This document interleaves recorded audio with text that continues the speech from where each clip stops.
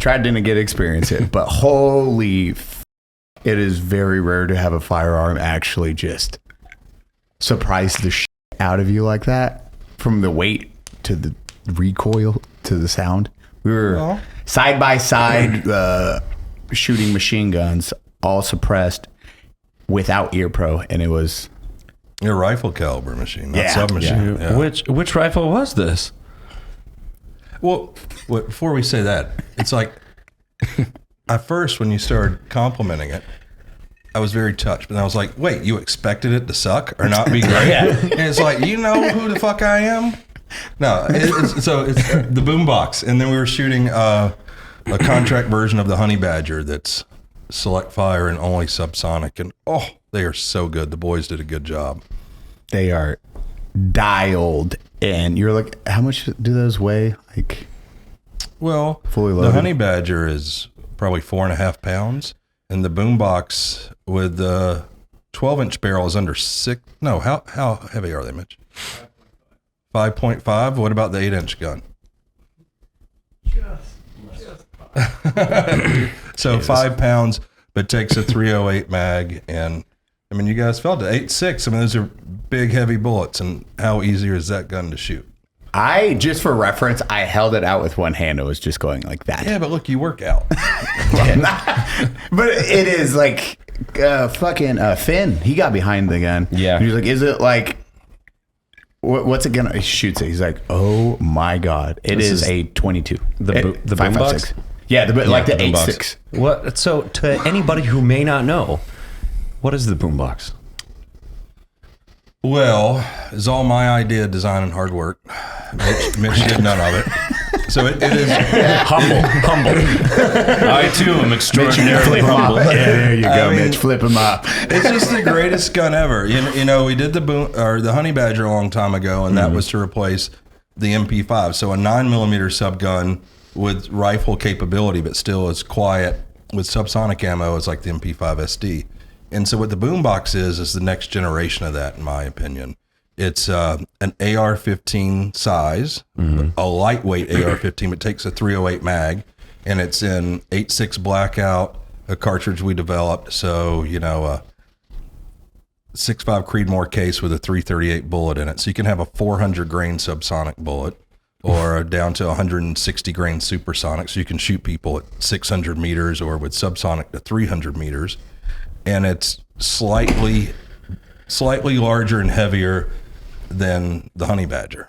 And it just, the operating system that Mitch did and's worked on for several years now, you're shooting that round and it feels like you're shooting an MP5. But it's, I don't know, what, 30%, 40% lighter than an MP5. So it's pretty remarkable. I mean, I think it's like what all the things we try to do, you know, is, it's like I was telling them today, we only have production and sell guns to fund the R&D that we want to do. Dude, it's the level of slap. You cannot say how hard it was hitting that the hostage target. You know, the floating head. Yeah. It fucking slaps that motion. You had like the dueling tree, like the spinners. It would smack one at the very top, and all of them would just shake and jostle like on the entire tree. And it feels like you're shooting like a 45. I don't get impressed by many guns anymore. You know how that is. Just, you know, you shot everything under the sun, and it's just like, oh, like that's cool. Like certain things can be cool, but they don't really impress you very much. Yeah. I was impressed because thank you. It is quiet. But how big the round is, I mean, you're shooting out of a 308 magazine. It is probably, especially in full auto, I was blown away. That was more controllable in full auto than some 5.56 guns I've shot.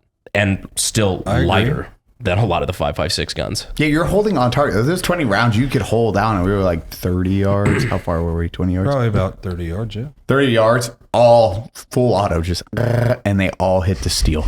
And it is very loud. The only loud part is the steel getting slapped. Really loud smack. Yeah. Well, thank you guys so much. I mean, I know we're all so proud of it at our place, and especially, you know, with my attitude. But, you know, I expect us to do stuff that no one else has done, and I expect us to be awesome. But it is, no matter my expectation, when you go to the range and you shoot it, that's where the proof is, right? And then other guys like you guys that know guns and shoot a lot when you're that excited about it when you shoot. And it's because it is different. And you can't fucking fake it. You know, it's like it looks like an AR. It's just not. Everything on it is different. It's years out of Mitch's life and a lot of the other engineers that helped him work on it. And it's the only way you get there. You can't fake it. Like, you have to do all of the work, and it's a pain in the ass. Like, getting that last little 5% that makes the gun that special to when you pick it up and shoot it, you know it's different. Like, that's all the hard work, you know. And that's even something as simple as the charging handle. Mitch, you were talking about, like, even something that they had to walk that in, and that was one of the hardest pieces, correct? Yeah, difficult. It was difficult, but just a setback that we didn't want to waste time on, but it had to be correct. Charging handle, like, shit, you just don't think. I was like, well, it needs to seal. I'm assuming it was to seal better. Well, Actually, no, just to keep it latched and in place because the gun's so light. It's very high recoil for a lightweight platform. So. High recoil. Liar. but yeah, then how soft does it shoot, you know? And I mean, it's one of those rare things where you have ultra lightweight and compact, very shootable, you know, low recoiling, easy to control. It doesn't make any sense. But again, the only way you get there is just devote years to going that extra little bit. It's like the triangle where it's like you have low recoil, lightweight, and heavy caliber. And normally you can pick any two. Yeah, I agree. But you can't get all three. Yeah. And that somehow has all three. And that was the coolest part, I think, to me. Yeah, I think it is too. And I mean, I think it's all a testament to really our engineering department and the hard work and just the dedication of, we are going to do this no matter how hard it is. And as long as I can afford to pay everyone every month, like, we're going to go until the gun's right. You know, and we've said before, we could have shipped it 1.5 years or 2 years before we did. But the gun is so much better waiting. So not having, you know, as the guy that owns the company, I get to make the decision, right? And I would rather wait and it be awesome. Because, you know, I want that HK reputation to where if we put something out, you're going to buy it, you're going to know it's good. You know, and that takes a long time to develop that reputation. But we can't compromise for, like, quick money today. And every gun that we do, every new project has to be better than the last one we did, no matter how good it was. And that's how we're going to earn it, you know, and I feel it now. I mean, we all do at the company now. And we've got 17 engineers at a company our size, which is pretty incredible. And, you know, I mean, which causes me not to get a pay raise ever. But it's the great thing.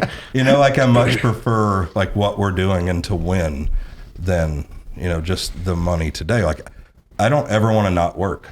So I have to own the company because I'm probably unemployable. And I have to control the company because then we can make those decisions. You know, you don't have finance running the business and saying, shit, we got this much money invested. We got to get a return now. You know, investors, like, I don't have investors saying that shit to me.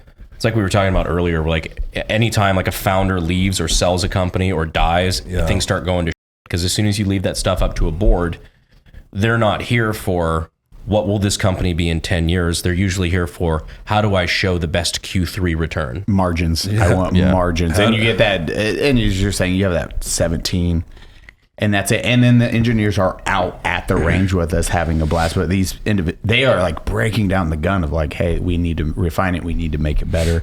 And instead of, like, a AAA studio where it's like, well, that's close enough. We'll fix it as we release Gen 2, Gen 3. You guys are like, no, make it perfect as it releases. And then you guys are, anyone that's watching this, like, we can't wait to buy one right now. They're fucking backlogged. Yeah. They're like, how many backlog right now? It's thousands at this point. It's a good fucking place to be. Yeah, and it was shocking to us, really. We know the gun's awesome, but it's, you know, MSRP on the gun's $4,400. So it's like, without the suppressor. Without the suppressor. It's like, how many can we actually sell on the commercial market? And then, you know, this is the beginning of the gun, because this is just 8.6 blackout 12-inch is all we have out now. But there's an 8-inch. You guys shot the SD today. Then there's so hot. 6 Creedmoor, 6.5 Creedmoor, 308. So it's a whole weapons platform that we'll do, because it's just a switch barrel. You don't even have to. Did you guys see all that stuff today? No, we didn't take it apart. Well, we broke it down and field stripped it, but we didn't take the barrel out. Okay, yeah. So the barrel comes out. It's not a traditional AR with the barrel nut and everything. So you can just switch it to a different caliber, sort of like, you know, you can with the SCAR. I did not know that. So, but a much better system, and you know, it's all tied together. Just the gun is a whole system. Like we're talking about, it's the stiffest rail ever on a small arm. So, and being that lightweight. So, you know, for the military guys with lasers and stuff like that, you load the hand guards, you're not getting POI shift with it. And so, you know, these guys also developed the test. Like the Geisley handguard is very stiff, and some others on the market military use. So we had to devise the test for deflection and then return to zero of the handguard. And so we do all this testing, and we'll release it in a documentary about development of the gun. But we have to develop the fixtures and the testing. Like the government's not done this, so we do it, and then we show the government. And it's like, yeah, so this doesn't return to zero, and this does, and this is why this is designed this way. You know, a lot of people love the LMT, right? Cool gun. It's that one-piece receiver in the board, but it makes it big and heavy, and it's no stiffer. And, you know, like having engineers and doing that development and then developing these tests, and then we know, you know, Mitch, like I said today, isn't afraid to come to the range with you guys because he's done so much testing. We know what the gun is.